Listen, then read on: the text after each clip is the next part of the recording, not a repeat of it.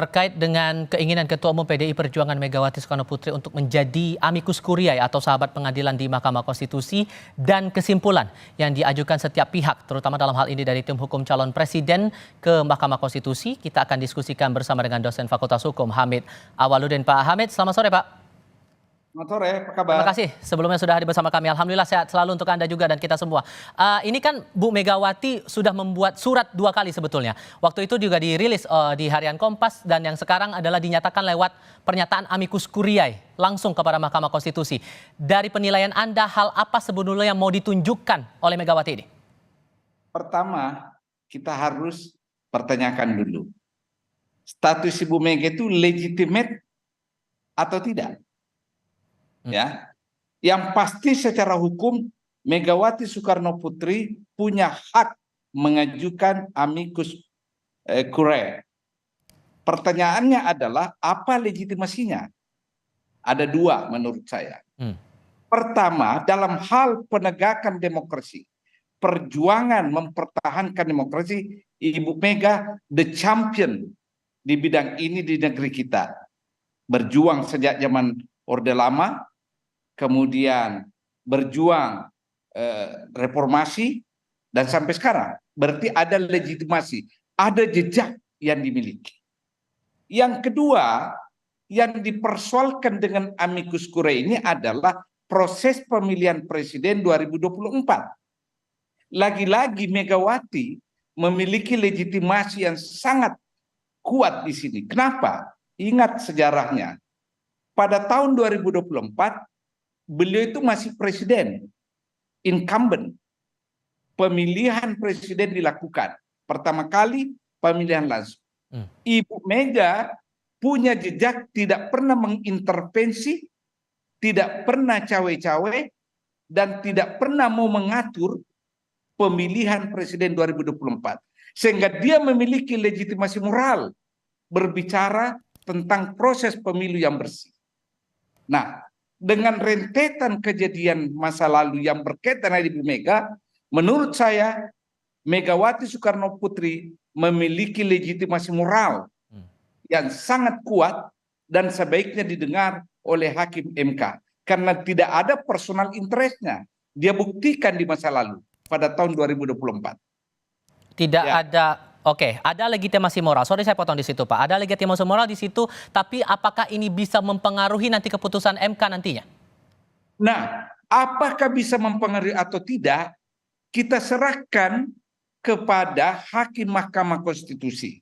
Karena ingat, amicus curiae itu adalah sebuah sistem yang memiliki mekanisme di mana mengundang pihak ketiga, memberi opini, memberi data sebagai bukti dalam persidangan di mana pihak ketiga itu bukan pihak dalam perkara. Jadi secara hukum itu terbuka peluangnya. Secara hukum, siapapun. Nah, Megawati kuat karena ada legitimasi moralnya dengan jejak masa lalu yang begitu kuat di bidang ini. Kalau Hamid Awaludin mungkin belum tentu. Ya kan? Hanya berpikirnya memberi saran atau apa, tapi kalau Ibu Mega ada buktinya bahwa dia tidak cawe-cawe dalam pemilu. Karena kan sebelumnya juga pernah ada yang buat amicus curiae juga datang dari kalangan-kalangan akademisi yang disampaikan ke MK waktu itu. Perbandingan jelas berbeda di situ. Ya, berbeda. Amicus curiae dari para akademikus itu adalah nurani berdasarkan akal sehat, pikiran dan pengetahuan yang dipunyainya.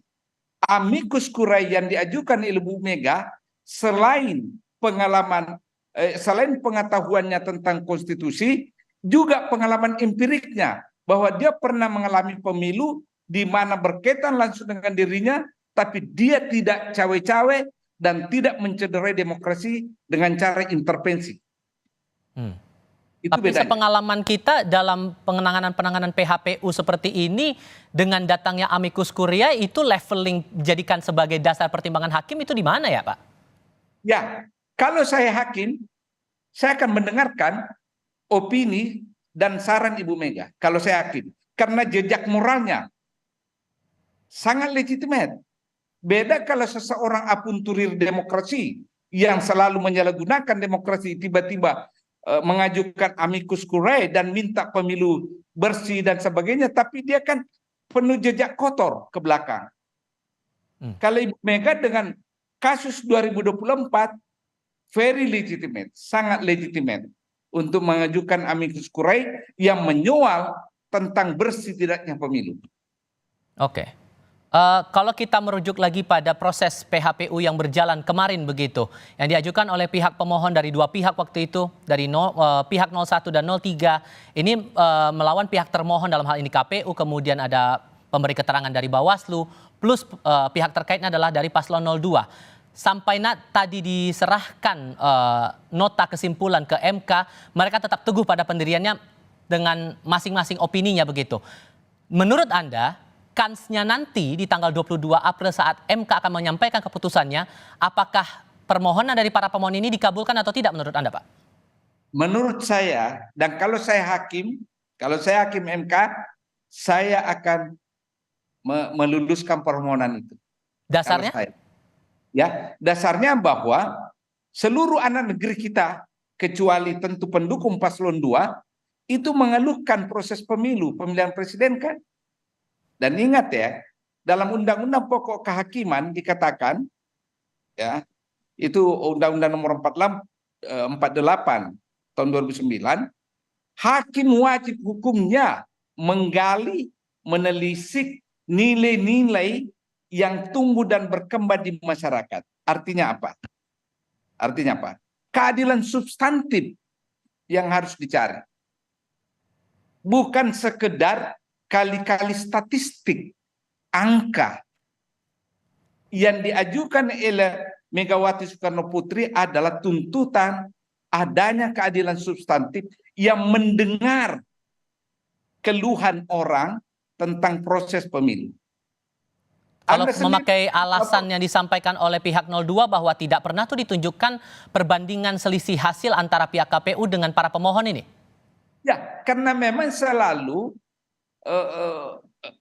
argumennya adalah argumen statistik kan?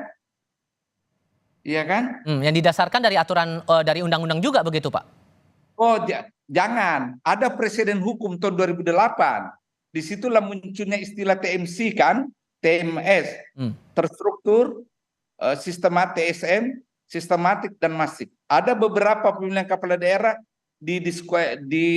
dibatalkan dan pemilu ulang. Jadi ada presiden hukum di sini. Itu dimulai tahun 2008. Jadi tidak benar bahwa MK tidak boleh mengadili proses pemilu, tapi hasil pemilu, hasil perhitungan. Itu tidak benar. Ada presiden hukumnya. Kalau kemudian permintaan mereka meminta sampai pemilu ulang, masih mungkin tidak meminta pemilu ulang itu? Ya, sekali lagi Bu, saya tidak mau mengada-ada, mengintervensi, biarkan Mahkamah Konstitusi memutuskan. Kalau Mahkamah Konstitusi mengatakan pemilu ulang, ya kita harus tunduk pada pemilu ulang. Kalau Mahkamah Konstitusi memutuskan lain, ya kita juga tunduk. Kita serahkan kepada para hakim yang terdiri atas 8 orang berjubah hitam. Hanya 8, bukan 9 ya. Karena satu lagi juga dilarang untuk ikut terlibat dalam PHPU ini ya Pak ya? Ya. Oke. Maka pesan apa? Singkat saja Pak. Pesan apa yang ingin Anda sampaikan kepada para hakim ini untuk putusannya nanti tanggal 22? Saya hanya mau menyetir pesannya Ibu Mega. Ya. Kembalikan kepercayaan publik terhadap MK dengan menyetir habis gelap terbitlah terang. Harapan kita semua dan Oke, kita akan tunggu nanti di tanggal 22 April saat para hakim ini akan menyampaikan keputusannya. Pak Hamid Awaludin, terima kasih banyak sudah berbagi perspektif bersama kami kali ini. Sehat selalu untuk Anda Pak, selamat sore. Terima kasih.